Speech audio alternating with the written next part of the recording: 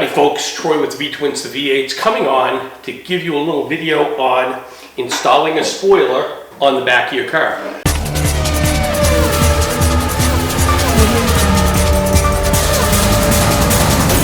So I have my 240Z project that I'm working on here.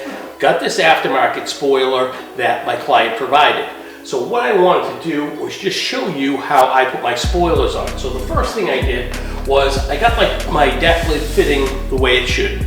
So most of the time, guys like you are gonna have you're gonna use your car that you're already driving, it's already painted, but nonetheless, it's already fitted. So now I have my spoiler, and the first thing I want to do is I want to figure out where it's gonna be positioned. So what I did was I covered the area where the spoiler is going to go with some 2-inch tape. Then I spent some time and I got my spoiler in position exactly where I wanted it to be, and I traced it with a pen. So now I have a template of exactly where my spoiler is going to go onto my trunk lid.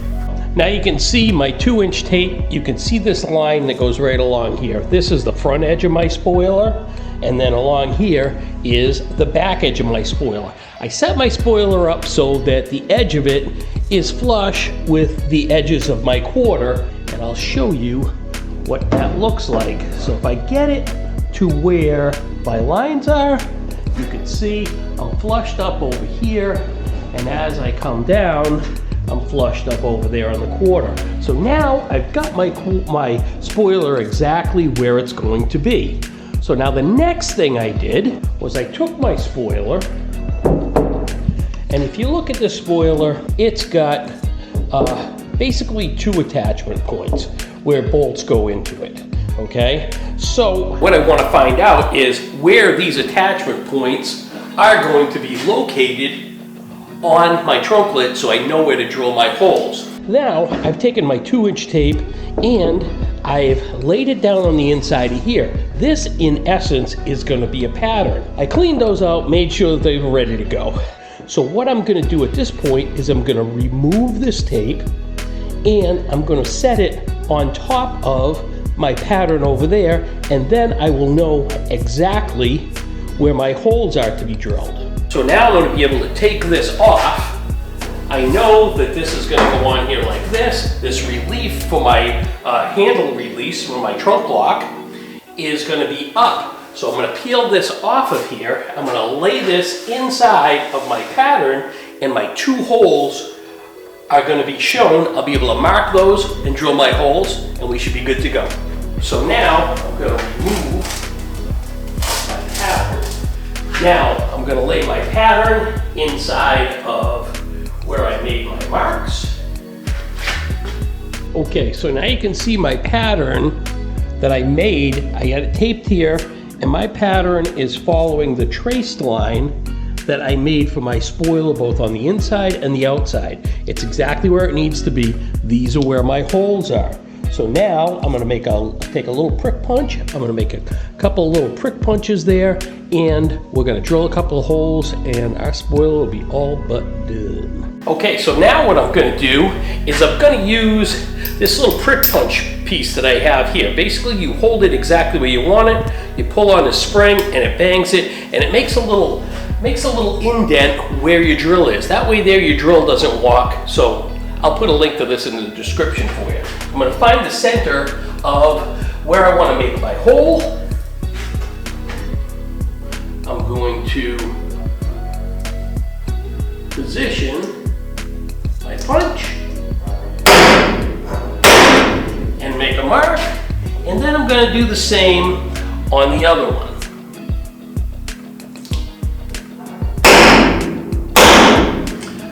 Now, that's going to represent the center of my hole, and I'm going to go ahead and drill it with a 1/8 drill bit. So at this point, I no longer need my pattern. Take it off, although I'm not going to throw it away just yet. Now, I can see my little mark here, and I can see my little mark down there. That's where I'm going to drill my 1/8 holes, and that's what I'm going to do.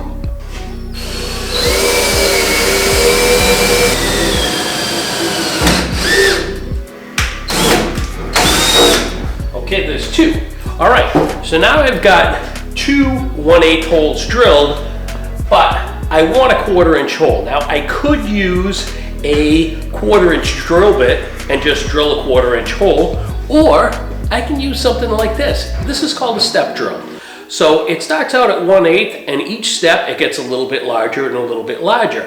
So what I may want to do, instead of making a 1/4 inch hole, I may want to make a little bit bigger hole. That way there, when I'm ready to put my spoiler on, it gives me a little wiggle room to really get it tweaked onto the shape of the body, because obviously the body's not perfect.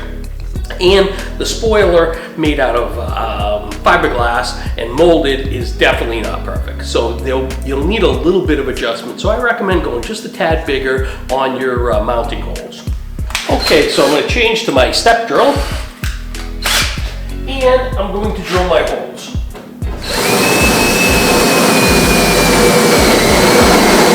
Now you can hear the change in the drill as it drops from one step to the next.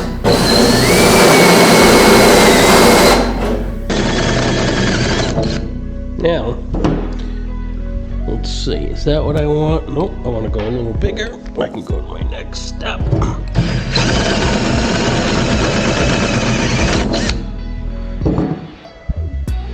Okay, that's my exact size.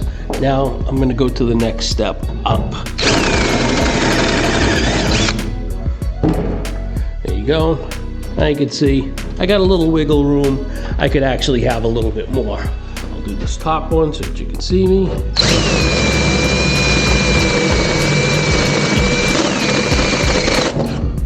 See if that's the one I want.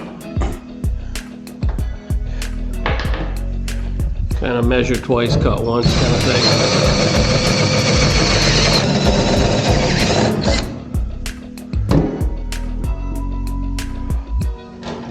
There you go.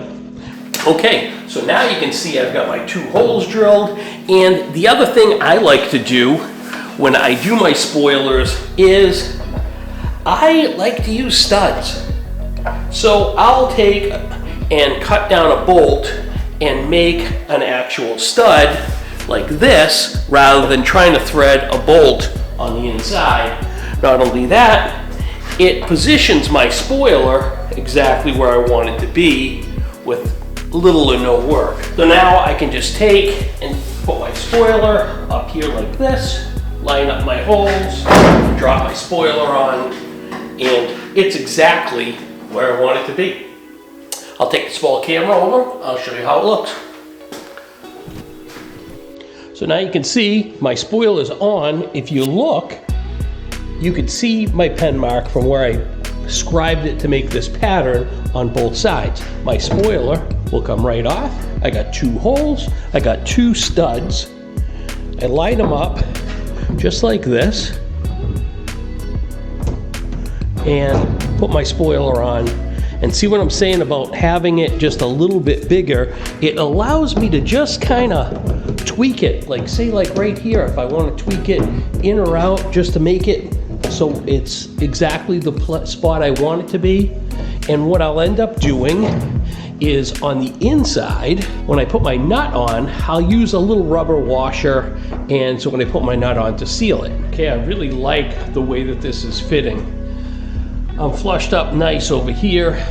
I got a good line across my deck lid, and it's flushed up over here. You can look up and through here, you can see a space so that I have clearance. My spoiler hopefully isn't gonna hit my trunk lid on either side, which it looks like, yes, I have plenty of room in there.